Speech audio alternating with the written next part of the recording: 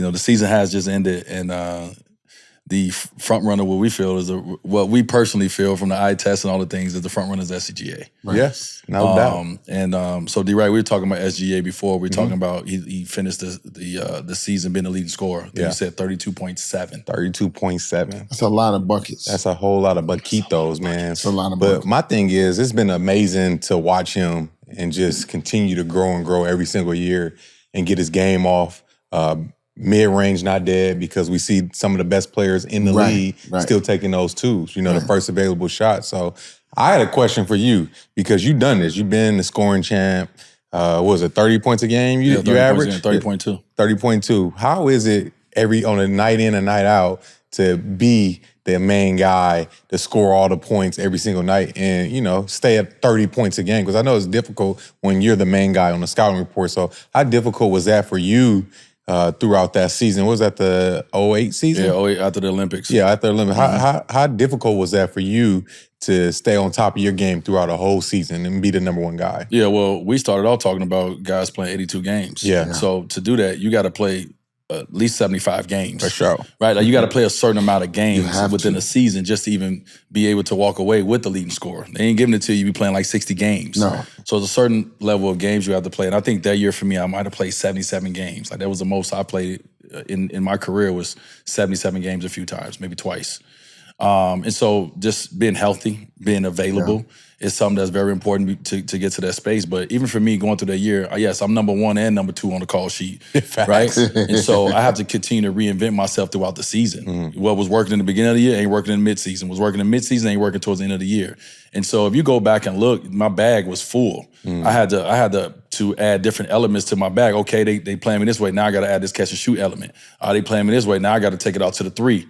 Like my bag was just full. And so to be able to average 32.7 night in on a night out basis, that means you had some 40, 50 point games. For sure. You know what I mean? That means you had some 20 point games. But to be able to average that 30, you have to be as consistent as for one season as you ever been to be the leading scorer of a season. Especially when that's not all you're doing. Like SGA is not just scoring. No. He's actually dishing the ball. He's playing defense. He's doing all the things to help this team be number one.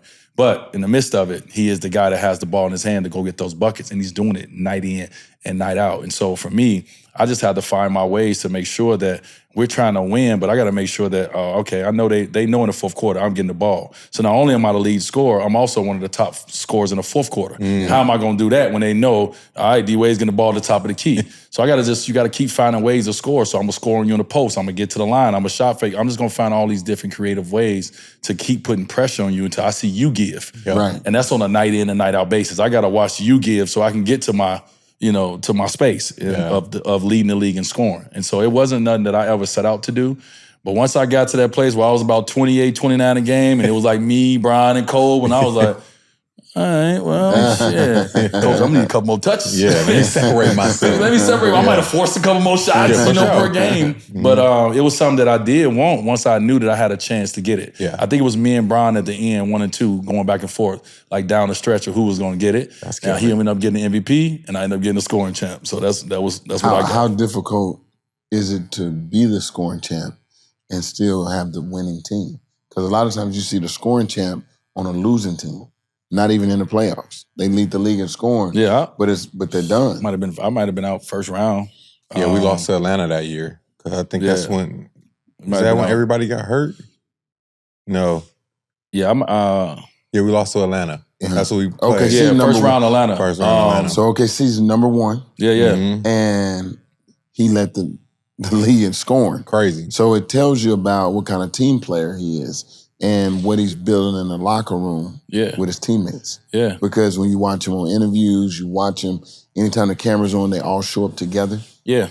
He's creating a culture. Yep. And we always talk about culture, but OKC head coach was a head coach in the G League.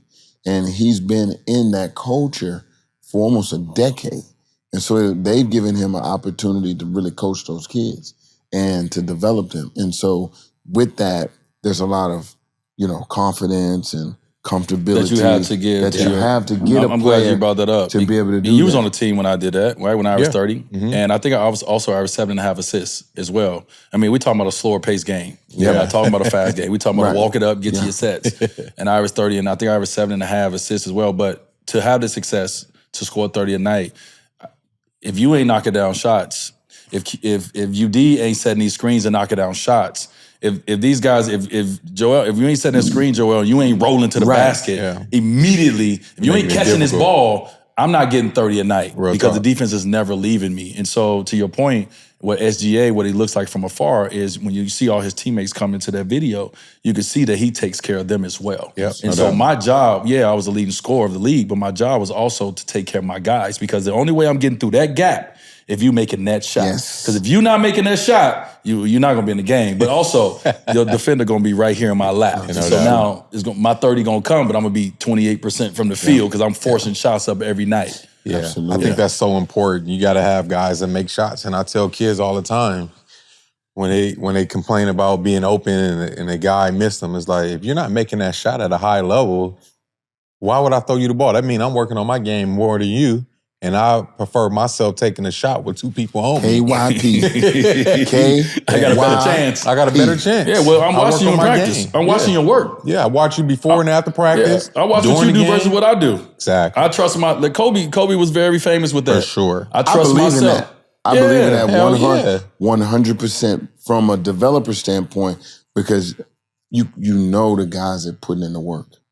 So when you put in the work, it come down now to KYP. Know your personnel, know who's in that position, and then know the situation to build them, but then know the situation to close. It's a difference of reading the situation. That's a situational judgment. Like I could take a tougher shot here because I got the reps in versus you, and then it may be early in the game to where I'm getting you going a little bit. So when you watch a guy like SGA, he plays point, he plays off the ball, he plays everywhere.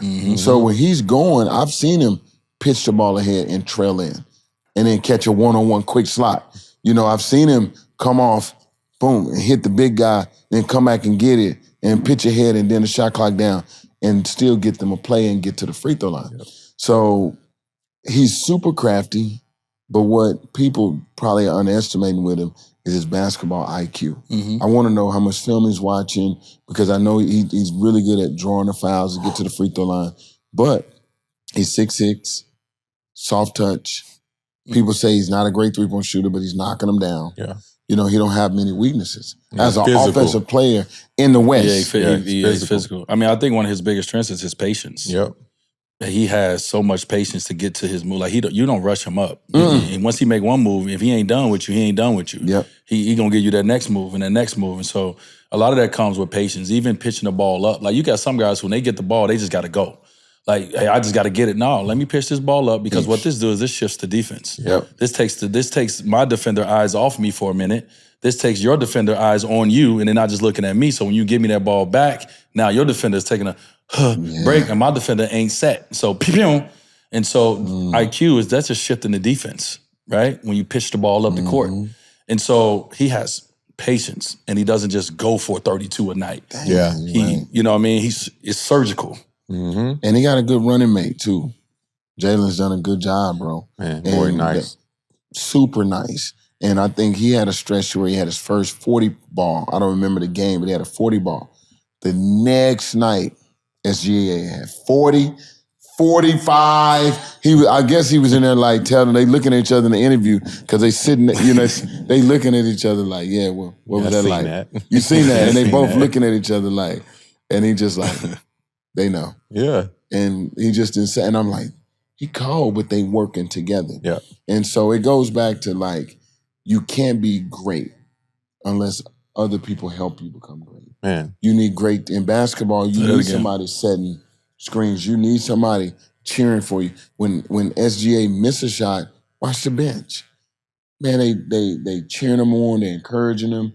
And so I'm looking at success, and it's not just this year. It was last year, the year before. So he's shown that he's going to be here. Man, He's consistent.